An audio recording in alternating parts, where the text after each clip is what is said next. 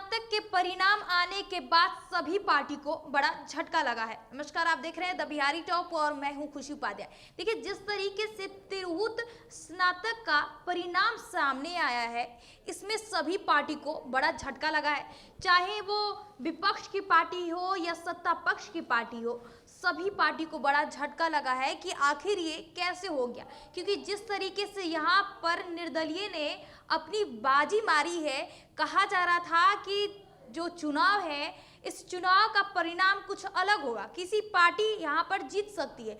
लेकिन जैसे ही चुनाव के रिजल्ट सामने आते हैं, सभी पार्टी के लोग काफी चौंक गए हैं। क्योंकि जिस तरीके से तिरहुत में 5 दिसंबर को चुनाव था, इसके बाद ही गिनती शुरू की गई थी और लगातार जो परिणाम सामने निकल कर आ रहे थे, वो परिणाम में थे कि निर्दलीय प्रत्याशी जो है वो काफी आगे निकल रहे हैं। आपको बता दें कि बंसीधर जो ब्रजवासी है, निर्दलीय प्रत्याशी है, वो वहां से खड़े हुए और जिसके बाद उन्होंने अपना परचम लहराया है। तिरहुत में काफी देखने वाली बात है कि यहाँ पर जो तिरहुत स्नातक क्षेत्र वो जेडीयू का गढ़ रहा है और जेडीयू यहाँ पर खुद हार गई है। आपको बता दें कि जेडीयू की तरफ से अभिषेक झा खड़े थे, तो वहीं राजद की तरफ से गोपी किशन खड़े थे। तो वही अब निर्दलीय प्रत्याशी बंसीधर ब्रजवासी यहाँ पर सीधे तौर पर अब अपनी पहचान बना ली है। जिस तरीके से देखा जा रहा है, आपको बता दें कि जो बंसीधर ब्रजवासी हैं, उनको पूरा टोटल वोट 27,774 वोट मिले हैं। तो वहीं डॉक्टर गौतम को 16,829 वोट मिले हैं। ये डॉक्टर गौतम है जो जन स्वराज पार्टी से वहां पर प्रत्याशी उतरे थे और वो दूसरे स्थान पर है। और जो कहा जा रहा था कि जो जन स्वराज की पार्टी है वो सबसे लास्ट में आएगी, लेकिन यहाँ पर कुछ और ही देखने को मिला है। जिस तरीके से निर्दलीय ने यहाँ पर बाजी मारी है, सभी पार्टी यहाँ पर चकित हो गए हैं कि आखिर ये कैसे हो सकता है कि यहाँ पे जो जिसका गढ़ रहा है, आखिर वह नहीं जीता। निर्दलीय ने यहाँ अपना जिस तरीके से रूप दिखाया है, सभी पार्टी काफी चौंक गए हैं। यहाँ तक कि जिस तरीके से चुनाव प्रचार किया जा रहा था, अभिषेक झा को देखिए तो अभिषेक झा के लिए पूरे मंत्री उतर गए थे।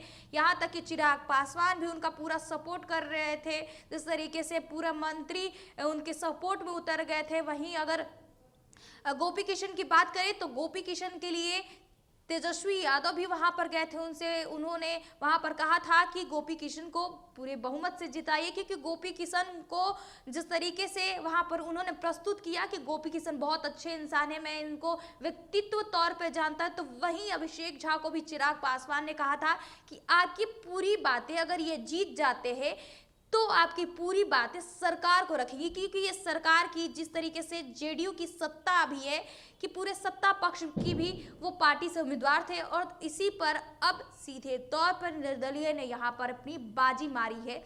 काफ़ी देखने वाला जब रिजल्ट आया था तो काफ़ी सब कोई सत्ता पक्ष हो या विपक्ष, क्योंकि सब कोई चौंक गए थे। और जिस तरीके से जन स्वराज के प्रत्याशी हैं, उनको भी एक वोट मिली है। कहा जा रहा था कि जन स्वराज के जो प्रत्याशी हैं वो सबसे पहले पिछड़े स्थान पर आएंगे, लेकिन जिस तरीके से यहाँ पर जन स्वराज भी उभरी है और साथ ही साथ एक निर्दलीय उम्मीदवार यहाँ पर सबसे ज्यादा अपनी पकड़ बना ली है। निर्दलीय उम्मीदवार बंसीधर ब्रजवासी हैं और ये बंसीधर ब्रजवासी एक तरीके से पहले पूर्व शिक्षक थे, लेकिन फिर उसके बाद यहाँ पर वो अपना एक चुनाव में खड़े होते हैं और यहाँ पर उन्होंने सबसे पहले बाजी मार ली। और ये देखना काफ़ी दिलचस्प रहेगा कि इसके बाद जैसे ही यहाँ पर अब जेडीयू को हार मिली है, राजद को हार मिली है, यहाँ तक कि जन स्वराज को हार मिली है, उसके बाद सभी दल यहाँ पर अब नजरें गड़ा कर रखे थे कि आने वाले में चुनाव में मेरी कोई भी पार्टी जीत सकती है। लेकिन जिस तरीके से निर्दलीय ने यहाँ पे बाजी मारी है, आने वाले में ऐसा लग सकता है कि कई जो राजनीतिक पार्टियां हैं वो इसके लिए समीक्षा भी बैठक करेंगी कि आखिर यहाँ पर कैसे हुआ, आखिर ये निर्दलीय ने कैसे यहाँ पर बाजी मार ली। बहरहाल इस खबर में इतना ही। हमारे साथ बने रहिए और देखते रहिए द बिहारी टॉप।